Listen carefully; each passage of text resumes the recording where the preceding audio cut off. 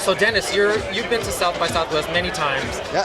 And Foursquare actually launched here. So talk about how what your approach is this year as opposed to in the past years.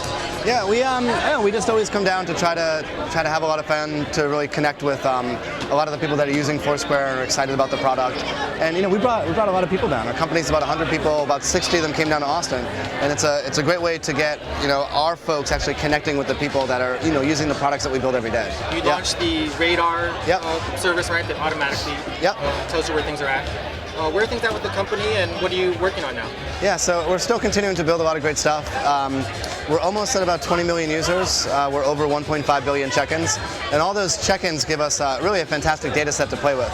So what we're able to do is almost like make heat maps of the real world about what types of things are interesting to certain types of people at certain places in the city, at certain places of the world.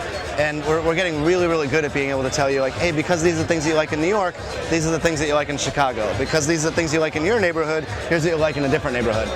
So we're just going to continue building a lot of those tools, starting to find ways to connect people with local merchants, and like a lot of it's starting to come together. So we've got about 750,000 merchants that are using the Foursquare platform right now.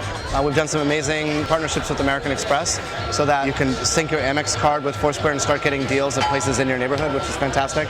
And just in general, like, we're building these tools that help merchants connect with their best customers and then help people find the places that they're really going to enjoy. And we're finding that those tools are really valuable for merchants. We think there's a really big opportunity there for us. Also, just wanted to ask you about the general location-based, that whole space. There's a lot of new apps coming out. Where do you see things going, in terms of that space? How do you see that developing? My mom is never going to say, like, hey, did you try that new location-based app? That's just not how people talk. But we can make these things that make it easier for people to go and navigate the world. They don't look at them as, location-based services. Like, it might have a map on it. It's got, dots represent where their friends happen to be. Like, we're just building things that make people's lives a little bit easier to use. And, I think that stuff's going to be a lot more mainstream. People won't call them location-based services. It's just like, hey, do you have that app that lets you know where all your friends are? Do you have that app that finds new restaurants for you? Like, that's the way that people will talk about it. And I think the stuff is going to continue to get more and more mainstream over the next couple of years.